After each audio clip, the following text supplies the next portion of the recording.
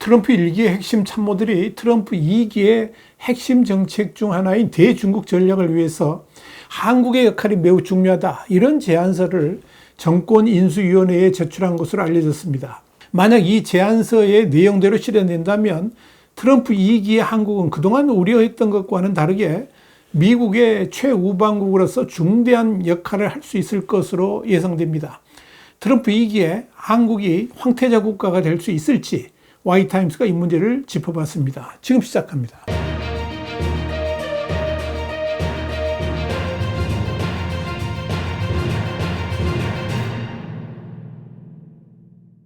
조선일보는 13일 워싱턴 DC 인근 연구소 프로젝트 2049에 중국 공산당 물리치기 보고서를 입수했다 그러면서 도널드 트럼프 대통령 1기의 외교 안보 핵심 참모진이 차기 미국 행정부는 경제 안보 등 전방위적으로 중국을 더욱 압박하고 이를 위해 한국과 협력을 강화해야 한다고 제안하는 그런 보고서를 트럼프 2기 정권인수위원회와 연방의회에 전달했다, 이렇게 보도를 했습니다. 프로젝트 2049 연구소는 세계 인구의 절반, 세계 경제의 3분의 1을 차지하고 국제 시스템에서 경제적, 재정적, 기술적, 정치적 영향력이 커지고 있는 아시아는 미국 이익을 가장 잘 증진시키는 안정적이고 번영하는 세계 질서의 핵심이라 그러면서 2049년까지 보다 안전한 아시아를 향한 의사결정을 할 수 있도록 돕는 연구기관이다, 이렇게 스스로를 소개하고 있습니다.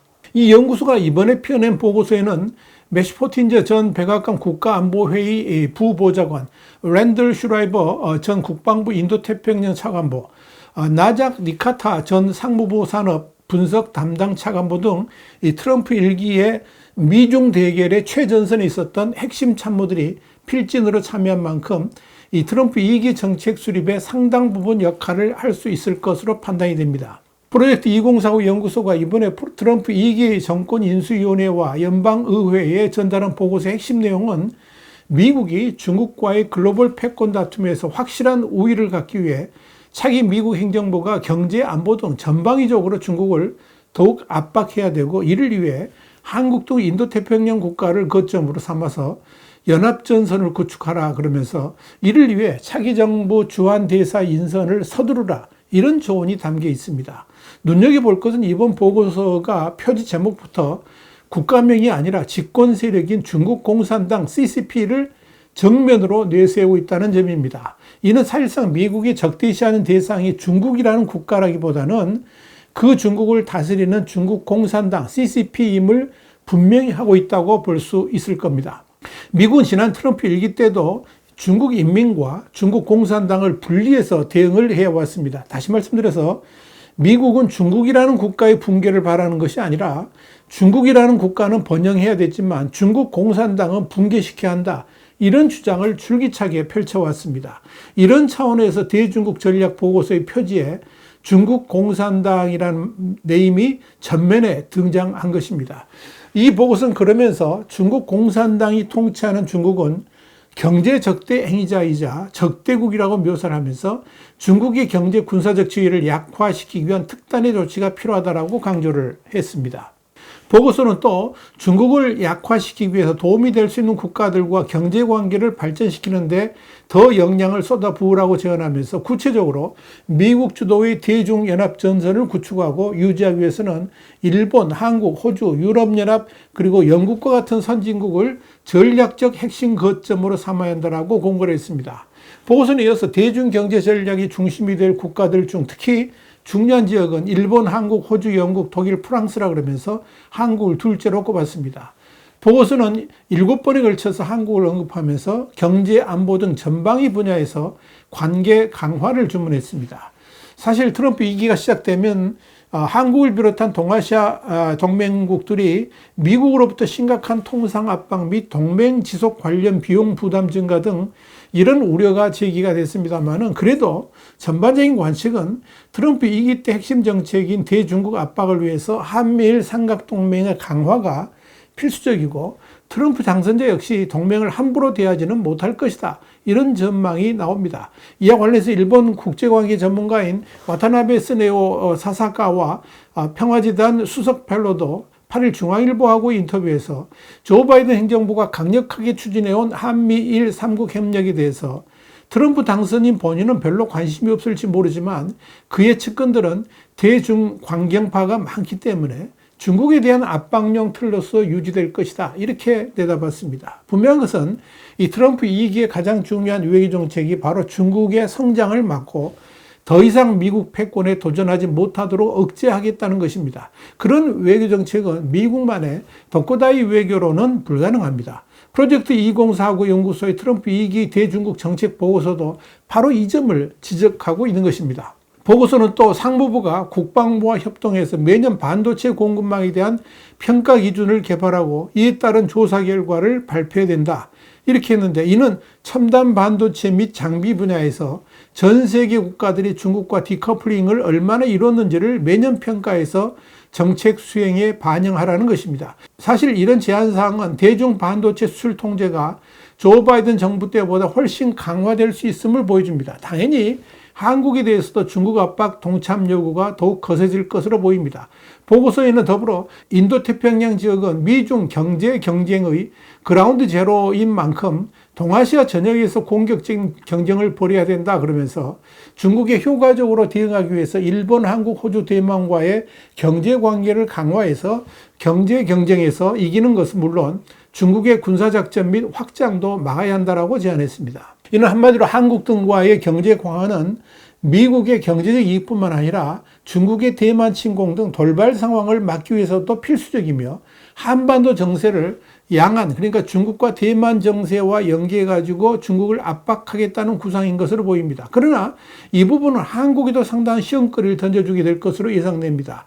한국은 그동안에 다른 자유진영 국가들에 비해서 양안 문제에 대해서 대중국 압박 동참에 상대적으로 소극적이었다, 이런 평가가 적지 않았기 때문입니다. 심지어 과거 정부 때는 외교 현장에서 남중국해, 대만해협 이런 단어 자체가 나오지 않도록 철저하게 봉쇄하기도 했었습니다. 그렇기 때문에 트럼프 이기 때는 한국 정부도 중국을 향해서 대만 해협의 안정은 물론이고 남중국해 문제에도 본격적으로 거론하면서 중국을 압박하는 일에 동참해 줄 것을 요구받을 것으로 판단됩니다. 보고서는 트럼프 당선인이 취임 직후 중국의 경제적 능력을 약화시키고 중국의 약탈 경제에 맞서서 미국의 경제를 보호할 수 있는 국가안보 전략을 발표해야 된다라고 그러면서 이를 수행하기 위해서 신속하게 주한 대사를 임명해야 된다, 이런 제안을 했습니다. 또한 트럼프 2기 행정부가 한국 등 미국의 대중전략 중심 국가들의 신속히 대사들을 파견해 중국 문제를 두고 협동 대화 수준을 높여야 한다, 이렇게 조언하기도 했습니다. 이와 함께 백악관 국가안보회의에 국가안보보좌관과 동일한 직급의 대중전략경쟁조정관을 신설하자 그러면서 대중전략경쟁조정관 아래에는 공급망, 경제스파이, 신흥기술, 무역 등을 전담하는 6명의 국장을 인선하라고 구체적으로 제안을 했습니다. 그런데 트럼프 2기에 있어서 한국의 비중은 상상 외로 클 수도 있다는 전망이 나옵니다. 트럼프 2기의 정책 방향이 바로 힘을 통한 억제인데 그런 트럼프의 꿈을 이루는 데 있어서 K방산이 절대적으로 큰 역할을 할 수 있을 것이라는 겁니다. 그런 흐름은 지난 7일 트럼프 당선인이 윤석열 대통령과의 통화에서 K조선을 콕 찍어 언급하면서 SOS를 요청한 점에서도 나타납니다. 중국의 해양 패권을 향한 도약에 위기를 느낀 트럼프 대통령 당선자가 한국의 조선업을 통해서 대양 해군을 유지하려는 의도를 드러냈다는 점에서 한미동맹의 새로운 변화도 예고가 됩니다. 대통령실은 7일 미 대선에서 승리한 트럼프 당선자가 윤석열 대통령과의 첫 통화에서 미국의 조선업이 한국의 도움과 협력을 필요로 하고 있다 그러면서 한국의 세계적인 군함과 선박 건조 능력을 잘 알고 있으며 선박 수출뿐만 아니라 MRO, 그러니까 유지 보수 정비 분야에서도 긴밀하게 한국과 협력을 할 필요가 있다고 생각하며 앞으로 구체적인 논의가 이루어지길 원한다고 밝혔습니다. 그런데 이 백악관 국가안보보좌관으로 임명된 마이크 와일스 하원 의원이 오래전부터 이 사안에 관심을 보인 것으로 나타나서 주목을 끌고 있습니다. 와일스 국가안보보좌관 내정자는 그동안에 의회 활동 과정에서 미국이 중국과 전략적 경쟁에서 이기려면 해군력이 매우 중요하며 중국보다 작고 낙후된 미국의 조선업을 키워야 한다 그러면서 이를 위해서 정부가 조선업계에 장기간 투자를 하되 당장 필요한 선박 건조, 수리 역량 등을 확보하기 위해서 한국, 일본, 인도 등 동맹과 협력해야 된다. 이런 입장을 밝혀왔습니다. 왈스 내정자는 지난 10월 28일 싱크탱크 내 애틀랜틱 카운슬 대담에서 선박 건조 전문성과 중국 밖에서 대규모로 건조할 능력은 일본과 한국에 있다 그러면서 그들이 우리가 의미 있는 방식으로 협력하게 하는 것 외에는 우리에게 선택의 여지가 없다. 단기적으로는 그렇게 해야 한다라고 말했습니다.